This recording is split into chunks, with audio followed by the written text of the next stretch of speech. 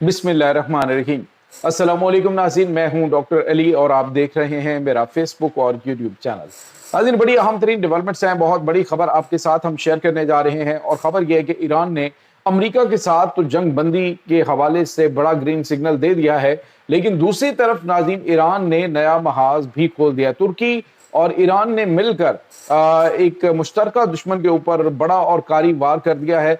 Ballistic मिसाइलों से attack हुआ है, कुछ और हमले जारी हैं। इस वक्त ताज़ा तरीन अपडेट्स क्या हैं, इसकी तमाम तर डिटेल्स आपके साथ हम शेयर करेंगे। जबकि दूसरी तरफ नाज़रीन एक और बड़ी और अहम तरीन डेवलपमेंट सामने आ रही है और वो ये है कि पाकिस्तान की मुसल्लह अफवाज ने पाकिस्तान दुश्मनों पर कयामत ढा दी है। 16 जहन्नुम वासिल हुए हैं, जबकि लकी मरवत के अंदर ख्वारिज का जनाजा पढ़ने वालों पर मुकामी जो कबायली फोर्सेज हैं, यानी जो कबाइल है, उन्होंने अटैक किया है। इसकी भी वीडियो जारी की गई, इसकी तमाम तर डिटेल्स आपके साथ हम शेयर करेंगे। वीडियो की तफसील में जाने से पहले अगर आपने हमारे इस चैनल को सब्सक्राइब नहीं किया हुआ तो आपसे गुजारिश है काइंडली इसको सब्सक्राइब कर लें और बेल आइकन को ज़रूर दबा दें ताकि हमारी आने वाली वीडियो सबसे पहले आप तक पहुंच सकें।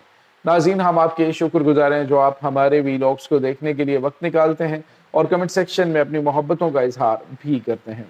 नाज़रीन, इस वक्त सूरत हाल बड़ी तेज़ी से तब्दील हो रही है, मामलात खासे कशीदा हैं। एक तरफ तो पूरी दुनिया ईरान और अमेरिका की जानिब से जो बातचीत चल रही है, जिस हवाले से अमेरिका के सदर डोनाल्ड ट्रंप ने भी, उसके बाद अब ईरान के जो स्पोक्स पर्सन है इस्माइल बकाई, उन्होंने भी इस बात की तस्दीक की है कि हम मुसव्वदे के नज़दीक पहुंच चुके हैं, जिसमें उन्होंने कहा कि तकरीबन 14 जो है वो उसके जो है वो 17 होंगी, 14 जो है वो अहम तरीन पॉइंट्स हैं जो इस मुसव्वदे में होंगे। जबकि नाज़रीन इस वक्त जो अमेरिका की जानिब से बीन बजाई जा रही है और जो कुछ ईरान की जानिब से कहा जा रहा है उसमें ज़रा डिफरेंस जो है वो आ रहा है।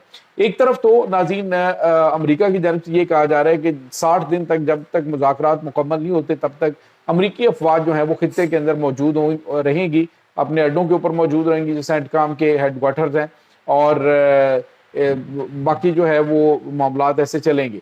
और दूसरी तरफ नाज़रीन अमेरिका ने ये कहा है कि जो ईरानी एसेट्स हैं उनको हम रिलीज़ करेंगे। तकरीबन 20 से 25 अरब डॉलर ईरान चाहता है कि वो फौरी तौर पर रिलीज़ किए जाएं। और अगर अमेरिका उसमें चूँकि तदबदब का शिकार है और अमेरिका उसमें कोई भी किलो इज्जत का काम लेता है तो फिर ईरान जो है वो कह रहा है जी हम इसको जंग बंदी को ख़त्म समझेंगे और अमेरिका अगर अटैक करता है तो हम उसके लिए तैयार हैं। नाज़रीन, यहाँ पे आपको ये बताते चलें कि दूसरी तरफ जो ईरान है वो ये भी इशारा कर रहा है कि अमेरिका हमारी बात मान चुका है और ईरान जो है वो अपनी बातें और अपने मुतालबात मानने में कामयाब हुआ। और उन्होंने कह दी कि इस वक्त ट्रंप के पास सिवाय ईरानी मुतालबात मानने के कोई दूसरा ऑप्शन मौजूद नहीं है। तो नाज़रीन ये सब चल रहा है, लेकिन इसी दौरान जो है वो इराक में हमला होता है और इसमें बैलिस्टिक मिसाइलों का इस्तेमाल होता है और नाज़रीन तुर्की से जंगी तैयारे जो है वो उड़ते हैं और आके इराक पे हमला करते हैं। नाज़रीन, ये इराक में पीकेके और पीजेए ये दो अमेरिका और इसराइल नवाज जमातें जो कि इस जंग के दौरान ईरान की कमर में खंजर घोंपती रही और ईरान पर हमला करने के हवाले से इन्होंने काफ़ी किरदार अदा किया। तो अब इन दोनों तंजीमों को जो मुश्तरका दुश्मन है ईरान और तुर्की की, पीकेके और पीजेए के, उनके ऊपर जो है वो अटैक्स शुरू कर दिए गए हैं, जिसमें बताया जा रहा है कि उनका कमांड हेडक्वार्टर उड़ा दिया गया है, जिसमें बड़ी तादाद के अंदर इनके जंगजू जो हैं वो हलाक हो चुके हैं और अभी तक हमलों का सिलसिला जारी है। नाज़रीन, ईरान जो है वो ये चाह रहा है कि ये मामला जो हैं वो तो क्लोज हो जाएंगे, लेकिन उससे पहले कि जब अमेरिका की मजबूरी बनी हुई है तो वो उनकी तमाम तर प्रॉक्सीज जो खित्ते के अंदर उनके लिए नुकसानदेह हैं उनका खात्मा करें। और उसमें ये खास तौर पे इराक के अंदर जो कुर्द हैं वो सबसे बड़ा आप यूँ समझ लीजिए कि चैलेंज इस जंग के दौरान चाइना इसके लिए ईरान के लिए थे। तो ये नाज़रीन कुछ ताज़ा तरीन अपडेट्स हैं। दूसरी तरफ आपको ये भी बताते चलें, एक और बड़ी खबर आ रही है आज नाज़रीन। अफसोसनाक खबर तो ये थी कि जाफर एक्सप्रेस के ऊपर क्वेटा में हमला हुआ और जिसमें बड़ी तादाद में लोग शहीद हुए। उसमें आप ज़रा टाइमिंग नोट कीजिए कि जैसे पाकिस्तान के आर्मी चीफ जो है वो ये मुज़ाकरात करके वापस आते हैं, डोनाल्ड ट्रंप की जानिब से पाकिस्तान की तारीफ़ें की जाती हैं और कहा जाता है कि हम अगले 24 घंटों में मुआहदे जो है वो मुकम्मल हो सकता है। और इसके साथ ही पाकिस्तानी प्राइम मिनिस्टर जो है वो चाइना पहुंचते हैं, चाइना में उनकी अहम तरीन मीटिंग चल रही। तो इसी दौरान जो ऐलान होने से पहले ही कुछ गैर मामूली चीज़ें होती हैं। एक तो नाज़रीन ये हमला होता है क्वेटा में, اس کے بعد ناظرین جنوبی ہندوستان کے علاقوں کے اندر اٹیک شروع ہو جاتے ہیں.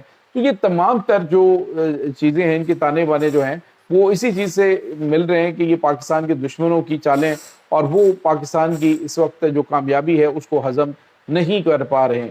اور ناظرین آج جو شہید ہونے والے افراد ہیں ان کی تعداد بڑھتی جا رہی ہے. جو کوئٹہ میں اٹیک ہوا ہے، اور ابھی تک بتایا جا رہا ہے کہ 50 افراد جو ہیں وہ زخمی ہیں، اور جو 19 سیکیورٹی اہلکاروں سمیت تقریباً جو 30 سے 35 لوگ جو ہیں وہ شہید ہو چکے ہیں سرکاری اعداد و شمار کے مطابق. لیکن باقی جو ہے وہ جو آزاد ذرائع وہ کہہ رہے ہیں کہ شہادتوں کی تعداد زیادہ ہے. آج ناظرین بنوں کے اندر ایک بڑی کارروائی کرتے ہوئے پاکستان کی مسلح افواج اور پولیس فورسز نے دہشت گردوں کے خلاف ایک بڑا انٹیلیجنس بیس آپریشن کیا ہے، جس میں 16 دہشت گرد جہنم واصل ہوئے ہیں.